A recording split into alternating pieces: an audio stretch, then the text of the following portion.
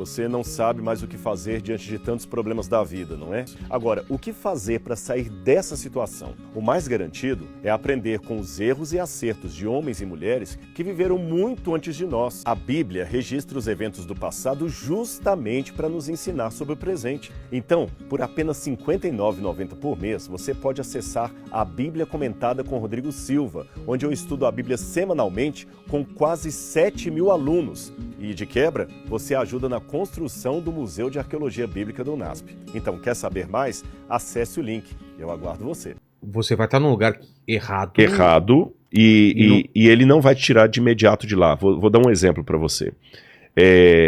Houve um endemoniado de Gadara. O camarada era endemoniado. Ele vivia no meio dos pagãos. Ele vivia no meio... Gadara era uma cidade, não era uma cidade de judeus, era uma cidade... Não tem que existiam porcos ali.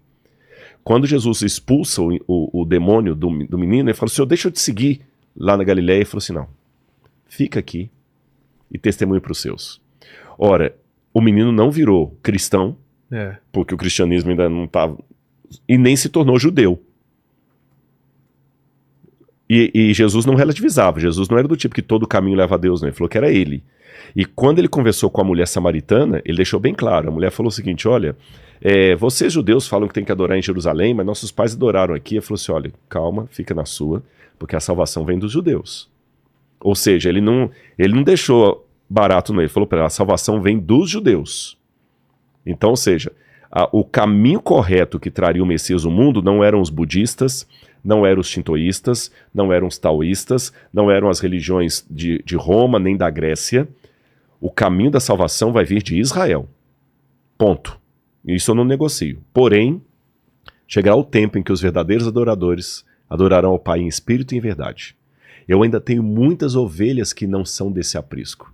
A mim convém conduzi-las. Mas chegará o dia em que haverá um só rebanho e um só pastor. Agora eu vou colocar o entre linhas ali. Até que esse dia chegue, haverá ovelhas que não são desse aprisco. E qual que é esse aprisco? O povo de Deus. O povo de Deus que eu digo de maneira doutrinária.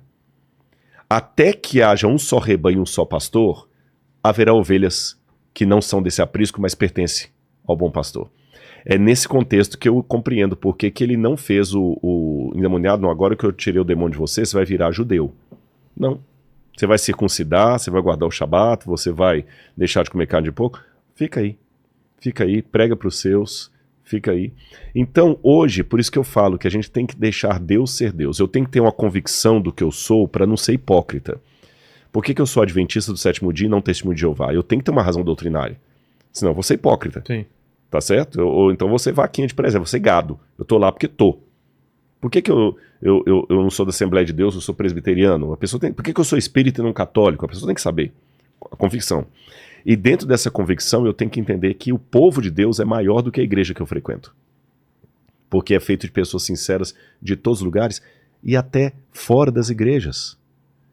Porque, não estou fazendo aqui jogando confete, mas tanto o Pirula aquele dia como o Sérgio, eu vi uma coisa tão bonita, uma espiritualidade tão bonita neles. Isso que eu queria que as pessoas entendessem. Como é que eu vou agora falar não? Eles sabem, eu deixo Deus julgar, não sou eu. Exato, que a gente não tem como saber. Eu não estou negociando, você percebeu que eu não estou negociando aquilo que eu acredito. Se você me colocar aqui junto com o Saião, que é meu amigo, e falar assim: Rodrigo, qual dia você acha que tem que guardar? É o Shabat ou o domingo? É o Shabat.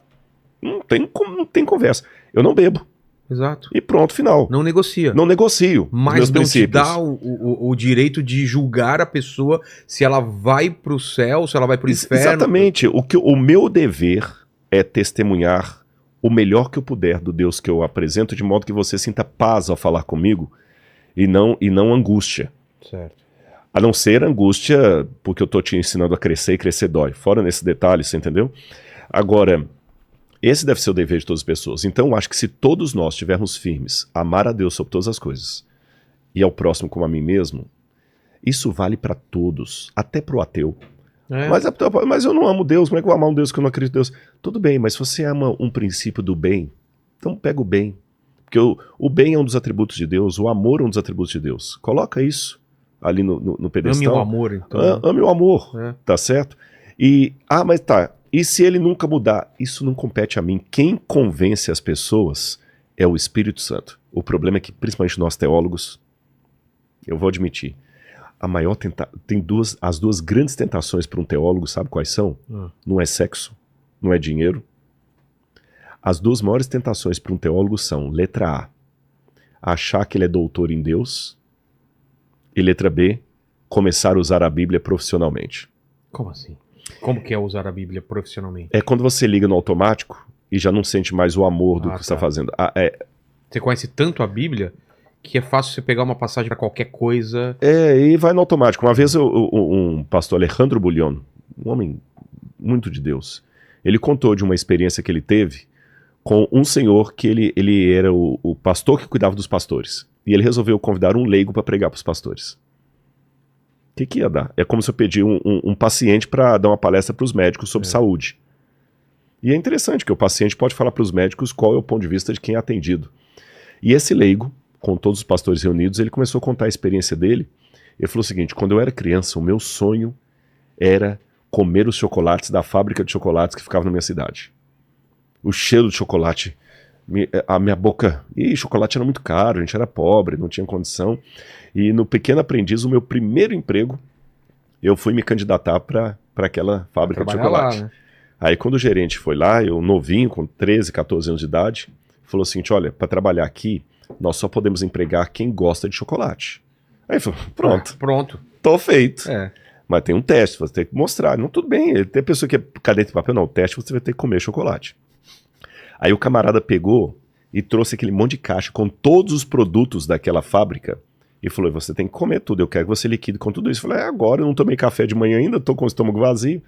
E ele começou a comer um chocolate, comeu outro, comeu outro, comeu outro. Por mais gostosos que sejam, que fossem, a determinado momento ele já não estava aguentando nem o cheiro daquilo mais.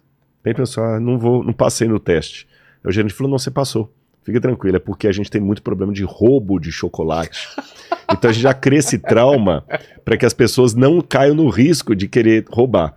Esse homem trabalhou a vida dele toda, e ele contando para os pastores, até a aposentadoria na mesma fábrica de chocolate, 35 anos trabalhando ali. Aí ele falou, só que hoje, eu confesso para vocês que se tem uma coisa que me embrulha o estômago, é cheiro de chocolate. Imagina. Eu não suporto ver chocolate. Todo dia. Todo dia. Então, pastores, cuidado para que vocês, ao pregarem a Bíblia, não tornem a Bíblia a mesma experiência que eu tive com a fábrica de chocolate. Então, isso que eu falei, usar a Bíblia profissionalmente, é que o camarada, assim... Deixa eu abrir mais uma passagem das músicas. Não é assim, eu tenho que sempre voltar para o encontro pessoal com Deus, para que quando eu abro a Bíblia, seja aqui ou no púlpito, eu faça como se fosse a primeira vez. Então, as duas tentações são essas. Começar a usar a Bíblia profissionalmente, aqueles, por exemplo, que criam mercantilização da fé, ou segundo, achar que você é doutor em Deus, principalmente quando você tem um doutorado em teologia, como é o meu caso. Eu sou especialista em Deus, sou expert em Deus. Essa é a grande tentação do teólogo, e a gente não é. E nessa tentação, às vezes a gente quer convencer o outro daquilo que a gente está pregando, esquecendo que no Evangelho de João fala que quem convence do pecado, da justiça e do juízo é o Espírito Santo. Não é o Rodrigo Silva, nem qualquer outro dos pastores ou padres que passaram por aqui.